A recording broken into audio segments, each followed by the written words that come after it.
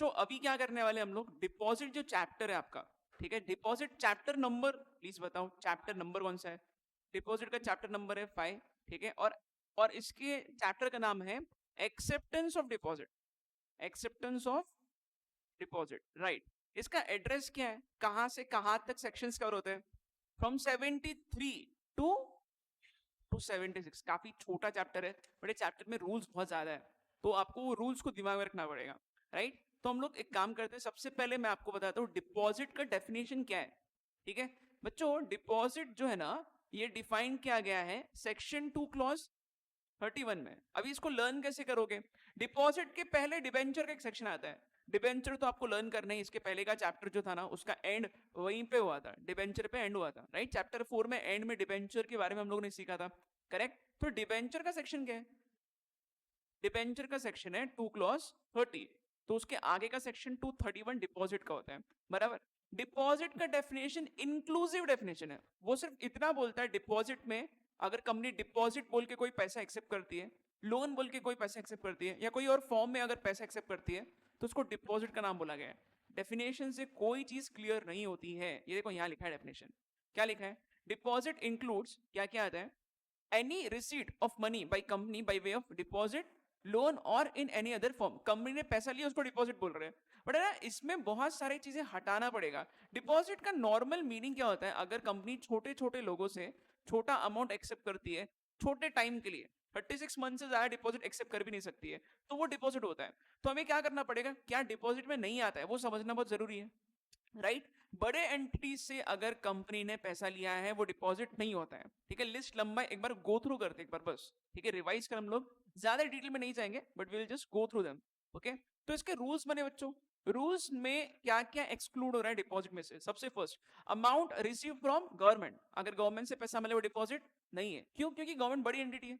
Similarly foreign government से मिला है, बैंक से मिला है, फाइनेंशियल इंस्टीट्यूशन से मिला है, ये भी डिपॉजिट नहीं होगा, ठीक है। कुछ खास लोगों से पैसा मिला है उसको भी डिपॉजिट नहीं बोलते, जैसे कि किससे पैसा मिला है तो डिपॉजिट नहीं होगा, प्रमोटर, डायरेक्टर, एम्प्लॉइज, कोई कंपनी से पैसा मिला है डिपॉजिट नहीं। फिर डिपॉजिट है क्या? छोटे लोगों से पैसा मिलना चाहिए, छोटे लोगों से छोटा अमाउंट छोटे ड्यूरेशन के लिए, ये 3 बेसिक रूल दिमाग में रखो तो कंफ्यूजन नहीं होगा, ठीक है। प्रमोटर, डायरेक्टर, एम्प्लॉय, किसी कंपनी से पैसा मिले वो डिपॉजिट नहीं होगा। अच्छा, एम्प्लॉय से अगर पैसा मिलता है वो डिपॉजिट नहीं है, कंडीशन इसका ये है कि एम्प्लॉय का साल भर का जो सैलरी है उससे ऊपर अगर अमाउंट जाता है तो डिपॉजिट होगा, उसके नीचे अगर है तो डिपॉजिट नहीं होगा। सपोज एम्प्लॉय का साल भर का सैलरी 6 लाख है और अगर एम्प्लॉय से पैसा मिला है 7 लाख, तो पूरा अमाउंट डिपॉजिट होगा, ठीक है। कंडीशन क्या है दिमाग में रखो, आपको एम्प्लॉय का सैलरी चेक करना है साल भर का, उसके नीचे अगर मिलता है तो वो डिपॉजिट नहीं है, उसके ऊपर पूरा अमाउंट डिपॉजिट होगा, करेक्ट। सब बता दिया मैंने आपको यहाँ पे। नेक्स्ट बच्चों, कुछ स्पेशल इंस्ट्रूमेंट्स है जिनके अलग सेक्शंस है, तो उसको डिपॉजिट में मिक्स नहीं कर रहा है, जैसे कि कमर्शियल पेपर, डिबेंचर्स हो गए, शेयर्स हो गए, शेयर्स का एप्लीकेशन मनी मिला, non convertible debenture, convertible debenture, ये सारे डिपॉजिट में नहीं आते हैं। क्यों? क्योंकि इसका सेक्शंस अलग है। शेयर्स और डिबेंचर्स का तो इसके पहले का चैप्टर है, चैप्टर 4, राइट, ठीक है, इसलिए उसको यहां मिक्स नहीं कर रहे हैं। उसके अलावा अगर कंपनी को नॉर्मल कोर्स ऑफ बिजनेस में कुछ सामान बेचने से अगर कस्टमर से पैसा मिलता है वो डिपॉजिट नहीं है।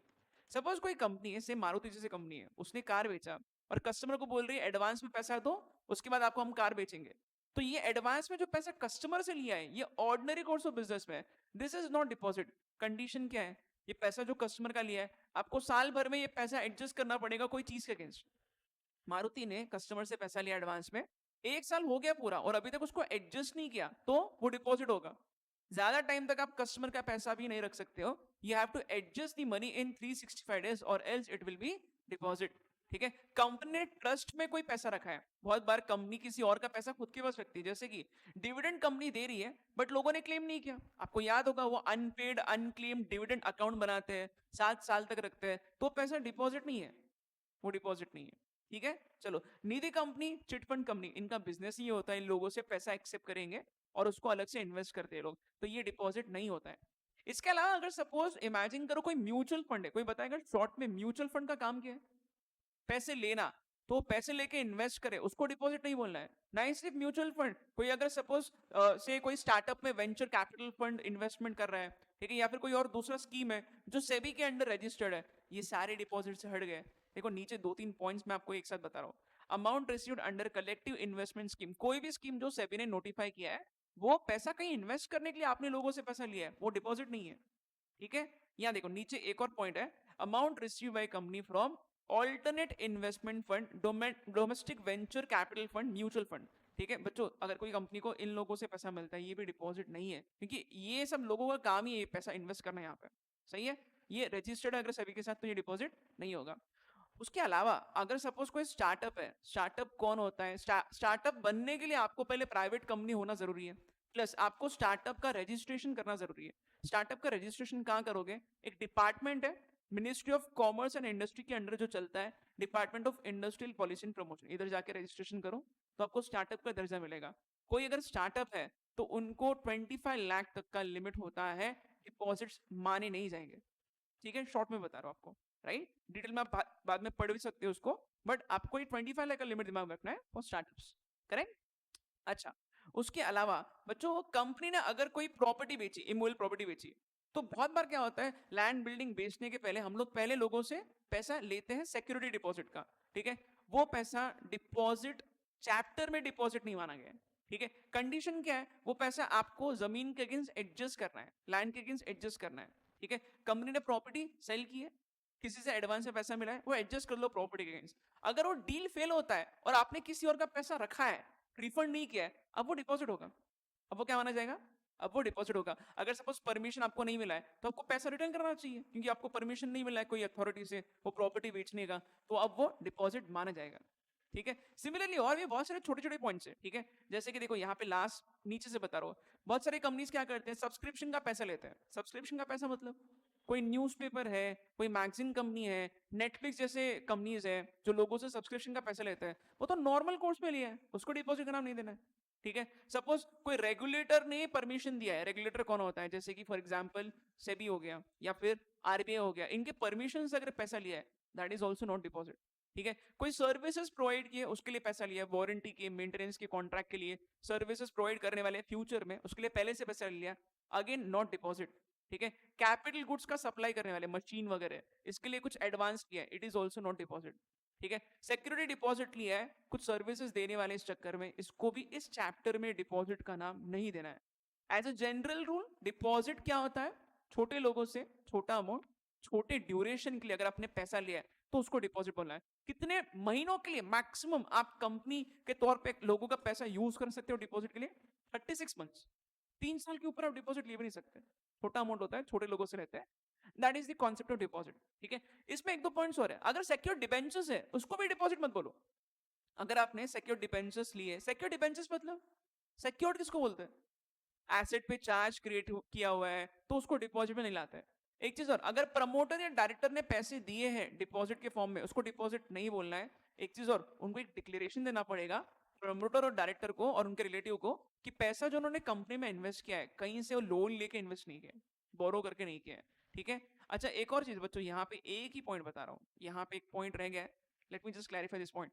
कंपनी को अगर लोगों ने पैसा दिया है शेयर्स के लिए, तो कंपनी को अगर शेयर्स का पैसा मिलता है तो कंपनी को उनको शेयर्स अलॉट करनी चाहिए 2 महीने में। कितने महीने में, 2 महीने में कंपनी को 60 डेज में अलॉटमेंट कंप्लीट करना चाहिए। अगर कंपनी ने 60 डेज में अलॉटमेंट कंप्लीट नहीं किया तो आगे 15 दिन में पैसा रिफंड भी करना चाहिए, ठीक है। वापस बता रहा हूँ, 60 डेज में शेयर्स दे दो, पैसा मिला है लोगों से, तो अगर आपने शेयर्स नहीं दिए तो आपको आगे और 15 डेज मिलते हैं। 15 डेज कहां से निकालना है, 60 डेज के बाद 15 दिन और मिलता है, और ये 15 दिन में अगर आपने लोगों का पैसा रिफंड कर दिया, ठीक बात, नहीं किया तो अब उसको डिपॉजिट मान रहे हैं।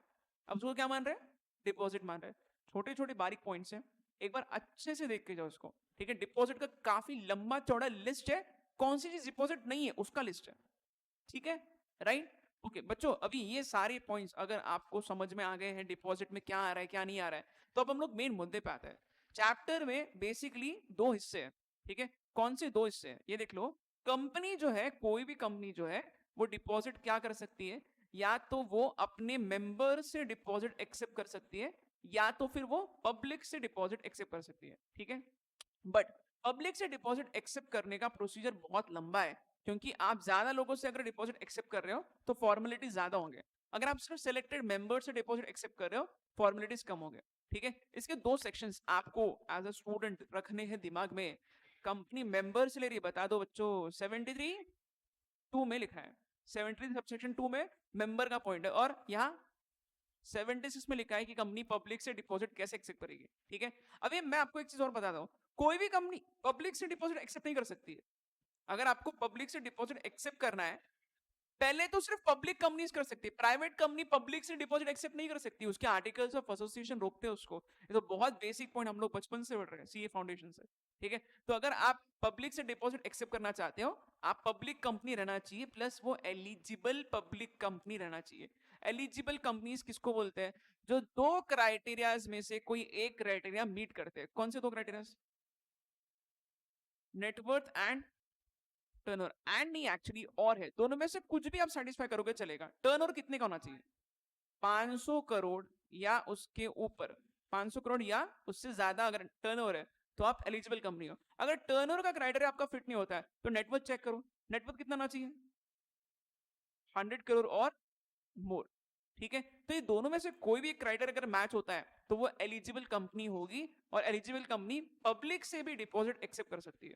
ठीक है, हम लोग क्या करने वाले, एक चीज और बता रहा हूं बच्चों, हमें मेंबर से डिपॉजिट एक्सेप्ट करने के बहुत सारे पॉइंट्स पढ़ने हैं, और जो भी मेंबर को जो भी पॉइंट्स एप्लीकेबल है ना, सेम कॉपी पेस्ट पब्लिक को भी डिपॉजिट एक्सेप्ट, पब्लिक से डिपॉजिट एक्सेप्ट करने के लिए भी वही पॉइंट्स एप्लीकेबल रहेंगे।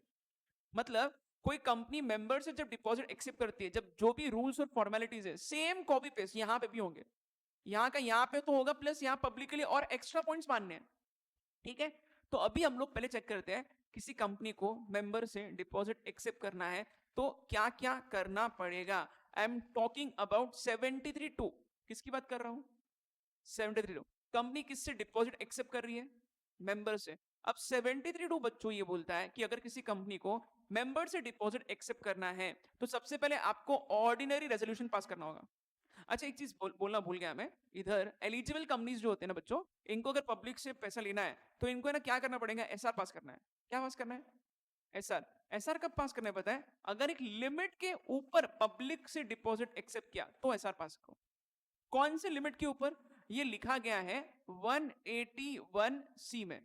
इस सेक्शन के हिसाब से अगर कोई पब्लिक से डिपॉजिट एक्सेप्ट करता है तो लिमिट है paid up share capital plus free reserve. इससे ऊपर अगर आप डिपॉजिट एक्सेप्ट करते हो तो आपको क्या करना है? एसआर करना है। अगर इसके नीचे या यहां तक है तो, इसके नीचे है तो ओआर, इसके ऊपर है तो एसआर, पब्लिक से ले रहे तो। करेक्ट। अभी हम लोग क्या पढ़ रहे हैं? अभी हम लोग पढ़ रहे हैं कोई कंपनी अगर मेंबर से डिपॉजिट एक्सेप्ट करती है तो उसके लिए उसको क्या क्या करना पड़ेगा। लंबा लिस्ट है, सुन लो अच्छे से, हर एक पॉइंट बता रहा हूं। ठीक है, सबसे पहले अगर आपको मेंबर से डिपॉजिट एक्सेप्ट करना है, आपको ओआर पास करना है, प्लस आपको रिजर्व बैंक ऑफ इंडिया के गाइडलाइंस फॉलो करने हैं। किसके गाइडलाइंस फॉलो करना है? आरबीआई के गाइडलाइंस फॉलो करने हैं। ठीक है, सिर्फ इतना नहीं, आपको 73(2) में टोटल 1 2 3 4 5 5 पॉइंट्स दिए गए, वो सारे पांचों के पांचों पॉइंट्स आपको फॉलो करना है। सबसे फर्स्ट पॉइंट लिखा है कि आपको सर्कुलर इशू करना है। क्या इशू करना है? सर्कुलर। सर्कुलर क्या होता है? जो प्रोस्पेक्टस काम करता है शेयर्स और डिबेंचर्स के लिए, वो सर्कुलर काम करेगा किसके लिए? डिपॉजिट्स के लिए। ठीक है, तो कंपनी को डिपॉजिटर से डिपॉजिट एक्सेप्ट करना है, उसके पहले उसको सर्कुलर इशू करो। सर्कुलर में लिखा जाएगा कि कंपनी का क्रेडिट रेटिंग कैसा है। क्रेडिट रेटिंग एजेंसीज होते हैं जो कंपनी को रेट करते हैं, उसके हिसाब से आपको सर्कुलर में वो मेंशन करना पड़ेगा कि क्रेडिट रेटिंग एजेंसीज ने आपको कैसे रेट किया है। ठीक है, सिर्फ इतना ही नहीं, आपको ये भी बोलना पड़ेगा कि इसके पहले आपने कितने लोगों से डिपॉजिट लिया है, कितना पेंडिंग है, क्या अमाउंट है, सब बता दो। और एक चीज और बच्चों, स्टैट्यूटरी ऑडिटर जो होते हैं कंपनी के, वो एक और खास चीज मेंशन करते हैं। क्या मेंशन करते हैं? कि कंपनी ने इसके पहले कभी डिफॉल्ट नहीं किया है, डिपॉजिटर का प्रिंसिपल अमाउंट इंटरेस्ट सब रीपे किया, और अगर कभी किया भी है तो उसको सुधार के 5 साल तक कंपनी ने वेट किया है, उसी के बाद कंपनी डिपॉजिट एक्सेप्ट कर रही है। ये किसको बोलना पड़ेगा? Statutory auditor. सर्कुलर को बच्चों इशू करो उसी तरीके से जिस तरीके से आप नोटिस को देते हो। ठीक है, कैसे देते हो सर्कुलर को? रजिस्टर्ड पोस्ट से दो, या फिर स्पीड पोस्ट से दो, या इलेक्ट्रॉनिक मोड से दो। बराबर। एक चीज और, सर्कुलर बासी नहीं होना चाहिए, सर्कुलर जो है फ्रेश होना चाहिए। इसका मतलब क्या है? जैसे आपका साल खत्म होता है फाइनेंशियल ईयर, वहां से 6 मंथ्स में आपका सर्कुलर इशू होना चाहिए, या फिर आपका जो एजीएम होता है जब आप फाइनेंशियल स्टेटमेंट रखते हो, दोनों में से अर्लियर डेट पे आपको सर्कुलर को इशू करना होगा। सब बता दिया सर्कुलर के बारे में। ठीक है, अच्छा एक चीज और, जो सर्कुलर जो है ना, आपको आरओसी के पास जाके सबमिट करना है। कितने दिन पहले? आप मेंबर को सर्कुलर दो, उसके 30 डेज पहले आपको आरओसी को सर्कुलर देना है। क्लियर? ठीक है। अच्छा, सी वाला पॉइंट क्या है?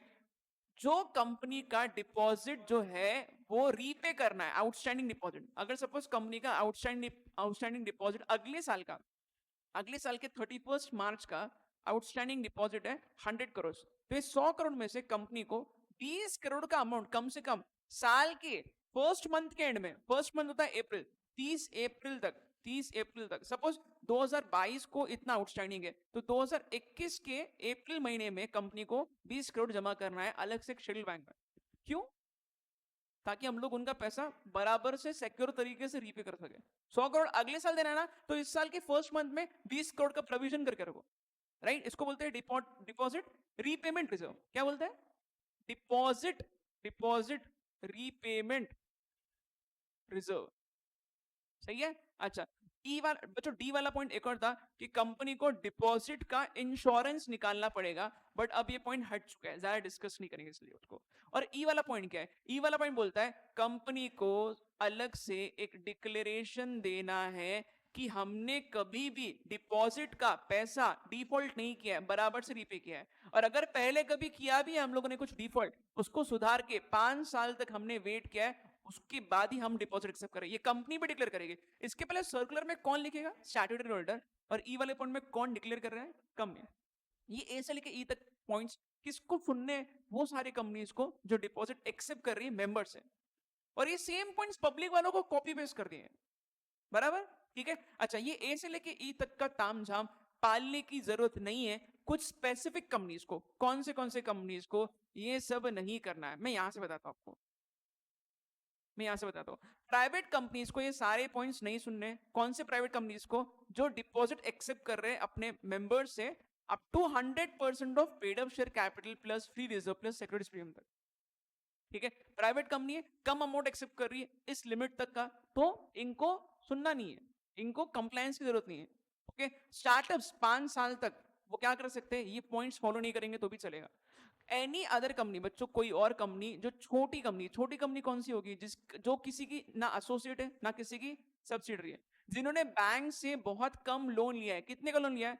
50 करोड़ या ट्वाइस दी पेड अप शेयर कैपिटल से भी कम, दोनों में से जो भी लेस अमाउंट है उतने का ही लोन लिया है। और लास्ट क्या है? कभी डिफॉल्ट नहीं किया। ऐसे कंपनीज को ज्यादा हेडेक नहीं पालना है, इनको ये सारे पॉइंट्स सुनने की जरूरत भी नहीं है। कौन से पॉइंट्स? ए से लेके ई तक के। ठीक है, राइट? सब बता दिया। कौन सा सेक्शन पढ़ रहे? 73 पढ़ रहे हैं हम लोग। ठीक है। अच्छा, एक और खास चीज क्या है 73(2) में बच्चों, अगर कंपनी ने बराबर से डिपॉजिट एक्सेप्ट कर लिया है बट अगर कंपनी रीपे नहीं करती है, तो आगे के सेक्शन 73(4), 73(5) ये सारे सेक्शंस क्या बोलते हैं पता है? जो डिपॉजिटर वो ट्रिब्यूनल के पास जाएगा कंप्लेन करने के लिए। ठीक है, और डिपॉजिट के पैसे ले लिया तो रीपे करो, रीपे नहीं किया तो वो ट्रिब्यूनल के पास जाएगा और ट्रिब्यूनल डिसीजन लेगी। सही बात है। अब है ना, इसके रूल्स हम लोग थोड़ा सा एक बार गो थ्रू करते हैं। रूल्स पढ़ने का ज्यादा कुछ बचता नहीं है। ठीक है, we will just go through the rules. Rules में क्या क्या लिखा है हम लोग इसको एक बार जल्दी से चेक करते हैं। ऑलराइट बच्चों, रूल्स में क्या लिखा है? हम लोग किसके रूल्स पढ़ रहे हैं? मेंबर से डिपॉजिट एक्सेप्ट करने के rules. Same copy paste public से डिपॉजिट एक्सेप्ट करने के लिए रहेगा। करेक्ट। टाइम लिमिट मैंने बताया था ऑलरेडी आपको। कंपनी जब भी डिपॉजिट लेती है मैक्सिमम कितने मंथ्स का होगा? 36 मंथ्स। और मिनिमम 6 मंथ्स, 6 महीने कम से कम आप पैसा यूज करो, मैक्सिमम 36 मंथ्स तक यूज करो। ये है जनरल रूल। ये जनरल रूल, राइट? अगर 36 मंथ्स, सॉरी, अगर 6 मंथ से भी कम टाइम के डिपॉजिट लेना है, 3 मंथ से 6 मंथ्स के डिपॉजिट लेना है, चलेगा, बट ये एक्सेप्शन में है। 3 मंथ से 6 मंथ्स क्या है? Exception. 6 months to 36 months general rule, 3 to 6 months exception. But ऐसे डिपॉजिट कंपनी ज्यादा नहीं ले सकती है, सिर्फ 10% of aggregate paid up capital plus free reserve plus securities premium, बस इस लिमिट तक का वो डिपॉजिट एक्सेप्ट कर सकती है फॉर अ शॉर्टर ड्यूरेशन। सही है। ठीक है। अच्छा बच्चों, इसके अलावा और क्या था? यहाँ पे कुछ और पॉइंट्स भी लिखे हैं, मैं आपको ये भी बता रहा हूँ, सुन लो अच्छे से। देखो क्या होता है, एक रूल दिमाग मेरे को, फिर हम लोग ये लिमिट जल्दी लर्न कर सकते हैं। कोई भी कंपनी जब डिपॉजिट एक्सेप्ट करती है, तो ना बहुत ज्यादा डिपॉजिट अच्छा नहीं होता है। Too much of deposit is not good for any company. क्यों? डिपॉजिट का पैसा रीपे करना है, फिक्स्ड ऑब्लिगेशन है इंटरेस्ट का, प्रॉफिट हो या लॉस हो आपको डिपॉजिटर का पैसा रीपे करना होता है। तो क्या बोला गया पता है? रूल्स में लिखा गया है कोई भी कंपनी एक लिमिट तक ही डिपॉजिट एक्सेप्ट करना चाहिए। ठीक है, ये दिमाग में रखो। Paid up share capital plus free reserve plus securities premium, इसका कोई पर्टिकुलर परसेंटेज निकाला जाएगा, उस परसेंटेज तक कंपनी को डिपॉजिट एक्सेप्ट करने से या रिन्यू करने से रोका जाएगा। जनरल रूल कोई बताएगा, नॉर्मल कंपनी मेंबर से डिपॉजिट एक्सेप्ट कर रही है तो ये लिमिट का कितना परसेंट डिपॉजिट एक्सेप्ट कर सकती है? 35%। Very good. नॉर्मल कंपनी कितना परसेंट कर सकती है? 35%। अच्छा, अगर सपोज कोई प्राइवेट कंपनी है तो 100% ऑफ दिस लिमिट, ठीक है। और अगर सपोज कोई एलिजिबल कंपनी, एलिजिबल मतलब बड़ी कंपनी, ठीक है, एलिजिबल कंपनी अगर मेंबर से ले रही है, एक सेकेंड, मेंबर का अलग लिस्ट है, पब्लिक का अलग लिस्ट है, और इसमें गवर्नमेंट है तो अलग लिस्ट है। बताओ यहां कितना है? 10% ऑफ दिस लिमिट पब्लिक से, 25% ऑफ दिस लिमिट गवर्नमेंट से, 35% ऑफ दिस लिमिट। इस लिमिट से ज्यादा आप डिपॉजिट एक्सेप्ट नहीं कर सकते हो, बताया था ऑलरेडी। सही है, ठीक है। अच्छा, एक चीज और बच्चों, ये लिमिट बिल्कुल एप्लीकेबल नहीं है अगर कोई स्टार्टअप है, 10 साल तक लिमिट एप्लीकेबल नहीं है।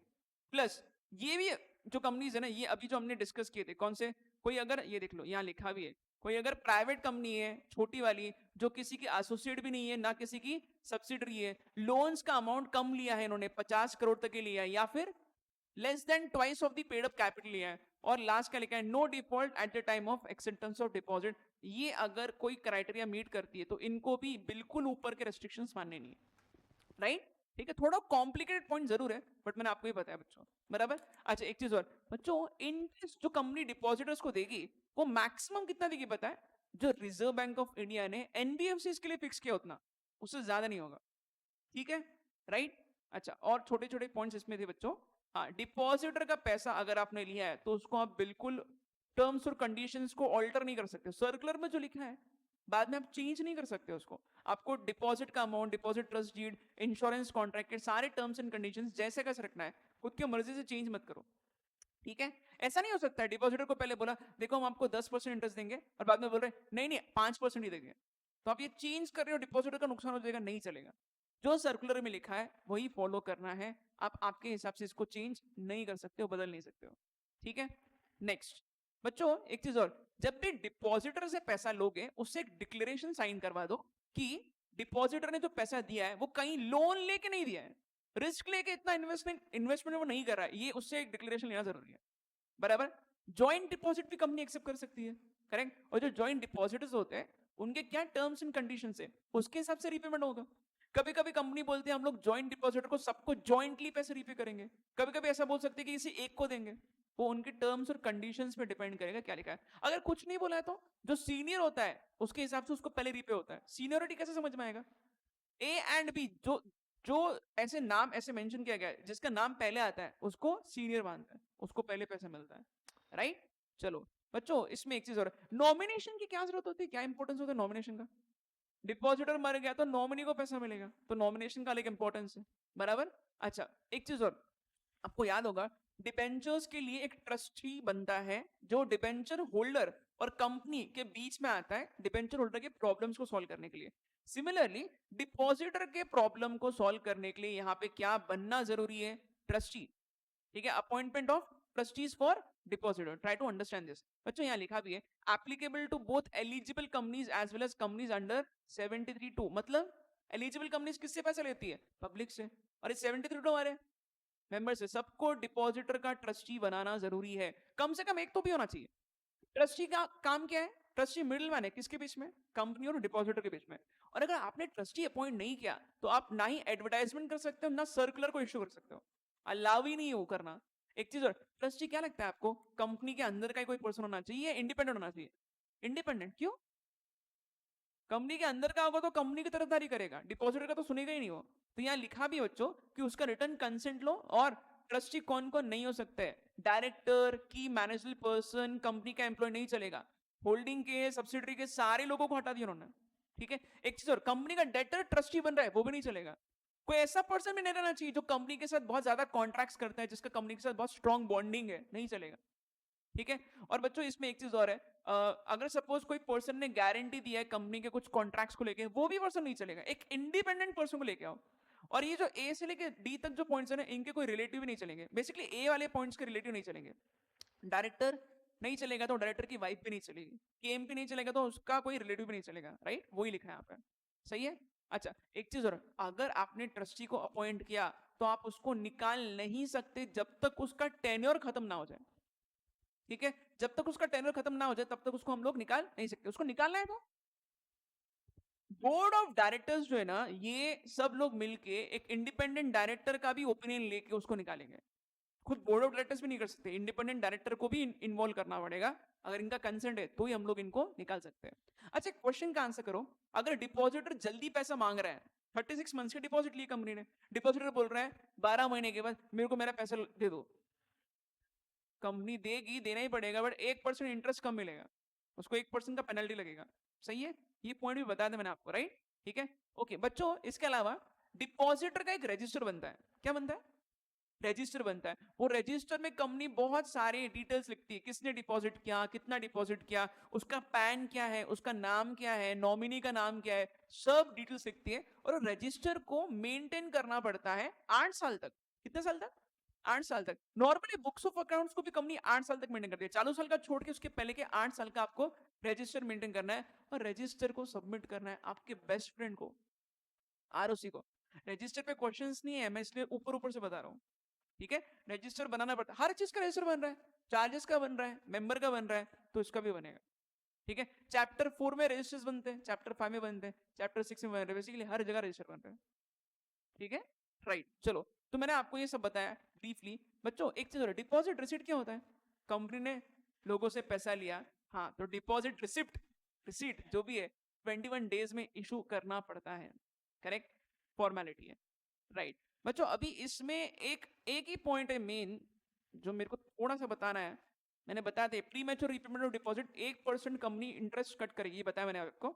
6 मंथ्स के बाद ही डिपॉजिटर बोल सकता है मेरे को पैसा दो। आज डिपॉजिट के अगले दिन नहीं मांग सकता, उसको 6 मंथ्स पैसा जो है देना ही पड़ेगा कंपनी को मिनिमम।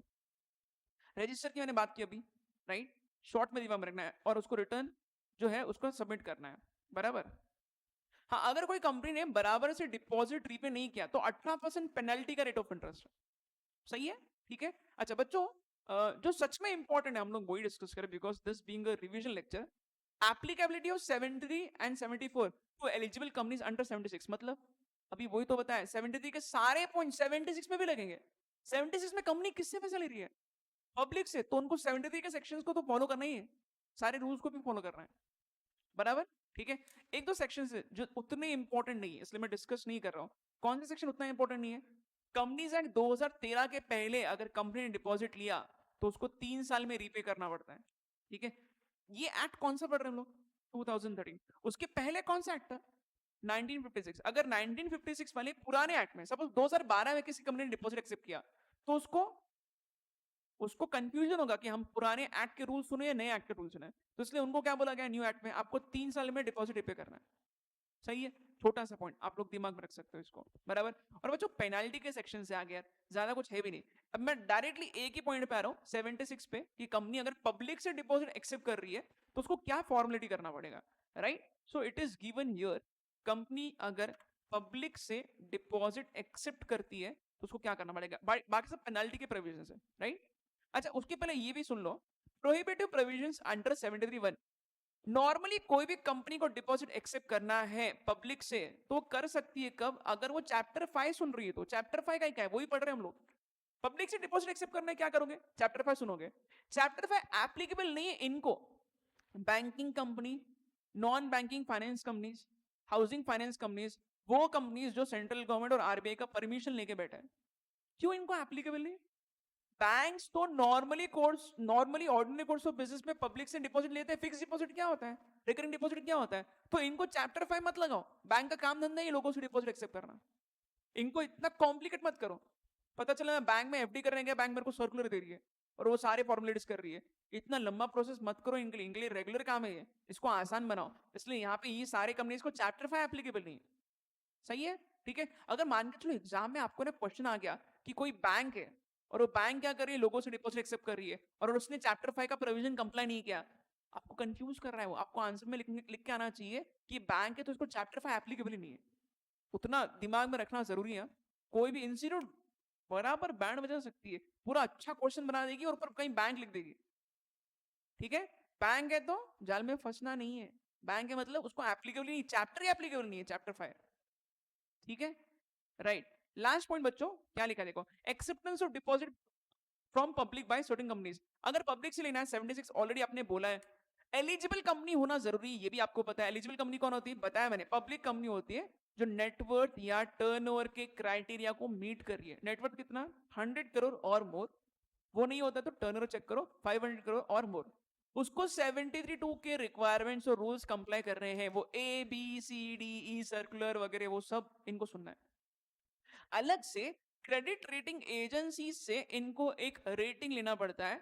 नेटवर्थ अच्छा है, लिक्विडिटी अच्छा है, कंपनी बराबर डिपॉजिट रीपे कर सकती है, उनकी तारीफ की जानी चाहिए। अगर ऐसा है तो ही कंपनीज डिपॉजिट पब्लिक से एक्सेप्ट कर सकते हैं। ठीक है, ओके। और लास्ट क्या लिखा है, लास्ट चार्ज क्रिएट करो एसेट पे, कंपलसरी आपको चार्ज क्रिएट करना।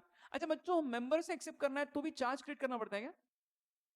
मेंबर से एक्सेप्ट कर रही है तो एसेट पे चार्ज क्रिएट करो as a general rule. But अगर वो अनसेक्योर्ड है तो भी चलेगा, आपको डिक्लेयर करना होगा सिर्फ सर्कुलर में कि अनसेक्योर्ड है। पब्लिक से लेती है, कंपलसरी है, पब्लिक से लिया मतलब सिक्योरिटी ज्यादा होगा, कंपलसरी हो गया, लिखा है must create charge on assets in 30 days equal to the amount of deposits और इवन मोर।